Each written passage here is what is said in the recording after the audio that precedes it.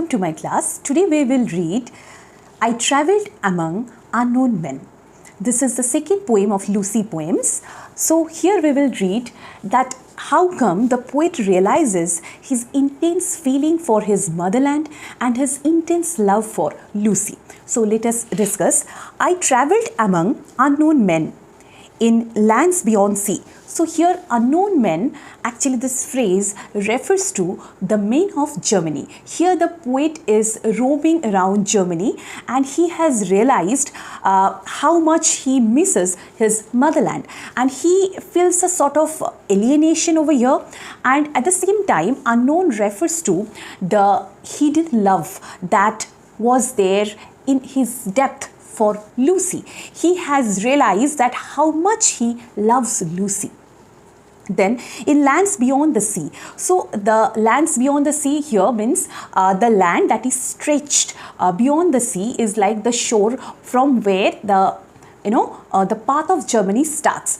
The poet traveled to Germany in intended vagueness. Okay, he traveled to Germany in utter alienation.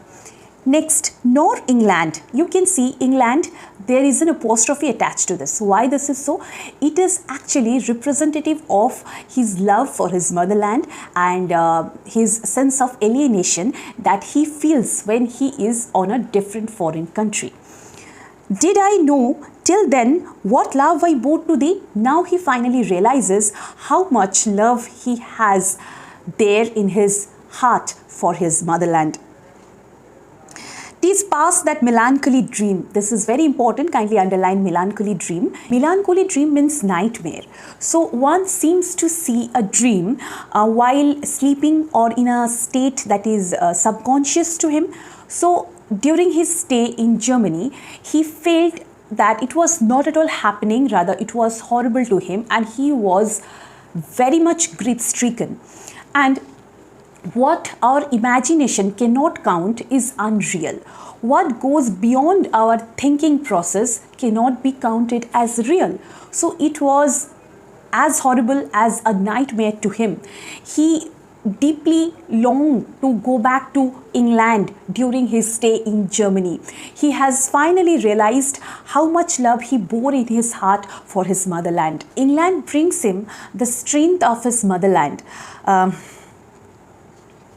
His intense attachment with his native land, and during his stay in Germany, it was so horrible and so much troublesome to him that he was only physically present over there. He was mentally completely absent because his mind was dwelling in England, and that is why all these experiences were preventing him to think his stay to be a real one. Thus we can call it an unreal. So this metaphor is aptly used over here. This is suggestive and striking too. Will I quit thy shore a second time, for still I seem. So here the poet is saying that the shore, that is the broadening area on the sea from where he sets out for Germany. So he will never do that again. And finally he has realizes and his love has been restored for his motherland. And he has finally understood that he has made a blunder which he will not repeat. Second time, for still I see means second time, this won't be repeated again. He has made the blunder once, but for second time it won't happen again.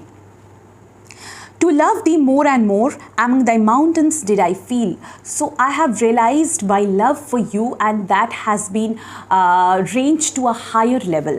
It has become more and more for you and more than ever.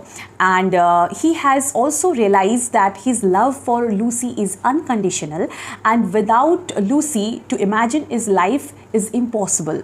To love thee more and more, among thy mountains did I feel the joy of my desire, and she I cherish turned the wheel. So here the poet is saying that he has realized his love has become more and more for his motherland, and the joy of my desire, the poet is joyous, and the rapture of love has been restored for Lucy. Among thy mountains did I feel means under thy benevolence. In such blissful circumstances, I have felt my love for you, my love for Lucy, that is unconditional, pure and virgin. and I cherish, turn her wheel beside an English fire. So turning the wheel is one of the common,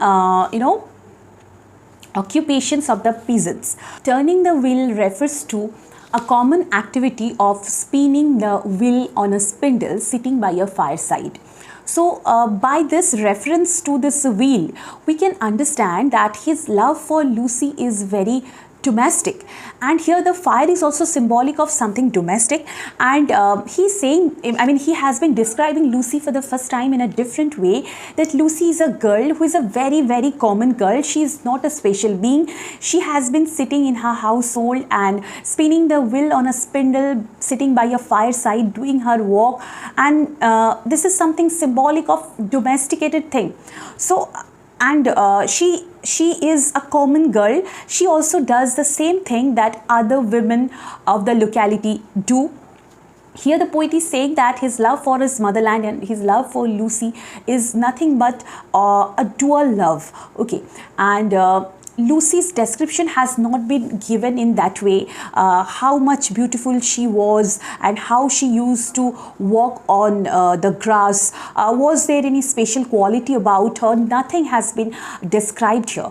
But what has been described is she was a simple being and she was nobody special. But her domestic work, her household chores actually made the poet aligned with one unified soul. And this is what that is waking up in that is waking up the flame in poet for that is waking up the flame in poet to ignite his love for his motherland and Lucy as well. History of Lucy told here is firmly cyclical. Lucy is sitting by the English fire and spinning her wheel is something that dominates the poem to the most, because here Lucy has been portrayed as a moving being on cycle, and which shows her stages from childhood to maturity and to death at last. So Lucy, the poet's love for Lucy has engraved in his heart in England, and in the mountains of England he has found Lucy as a domestic girl. And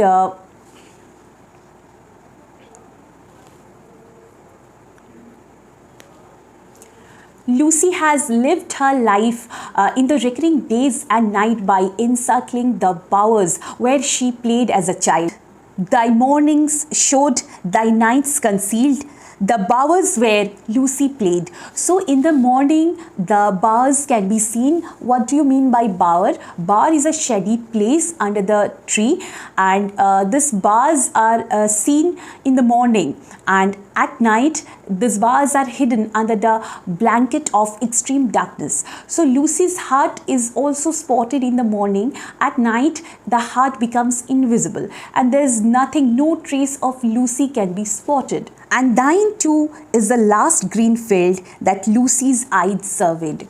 So the last scene that Lucy has spotted is England, the green luster of England, because she is no more. Her death has not been explicitly described, but we can understand through the words put by the poet with so much of mastery that he indicated Lucy's death over here. And she has surveyed England, its green bowers where she has played when she was a child, the recurring days and night encircling by the bowers. She has lived her life and now she is no more. She has surveyed, or she has seen carefully, the bowers for the last time. England was spotted in her eyes for the last time, and she will never come again for this survey. The poem expresses with quiet assurance that the value of life in a protective circle of national and social circle. And the poet has realized his true love for his motherland when he was abroad, when he traveled to England and when he traveled to Germany and he stayed over there, and he finally realized how much he misses his motherland. His love for Lucy has been glorified, and this poem is breathing with every tinge of nationalism and patriotism. His love for Lucy and his love for motherland is no two different beings. Rather, these are same, and his intense love has been restored in his heart. Solve the MCQs now. In the poem, unknown men refers to the men of country Germany. The term unknown means unfamiliar. The term unknown suggests the poet's sense of alienation. The figure of speech embodied in the line, nor England did I know till then, is nor England. After that there was an apostrophe, so it will be apostrophe. The exclamation mark after England brings home to us the poet's intense attachment for the native land. Melancholy dream means nightmarish dream or nightmare. Here, melancholy dream refers to the poet's stay or sojourn in Germany. The dream was melancholy in the sense that the poet was very much grief-stricken in the land of Germany. The poet compared his stay in Germany with a dream, rather a nightmare. The shore in nor will I quit thy shore refers to what? The shore from which the poet sets out for Germany. The phrase, the joy of my desire, refers to Lucy, his beloved. The phrase, the joy of my desire, becomes joyous, object giving joy as described by him. The poet loved England because Lucy, his beloved, an ideal child of nature, lived there. Turning one's wheel refers to the indoor activity of spinning wheel by the fireside. Turning one's wheel is associated with peasants. Here, wheel denotes spinning wheel. The image of turning one's wheel conjures up an ideal image of his love sitting at a spinning wheel beside a glowing fire among the English hillsides.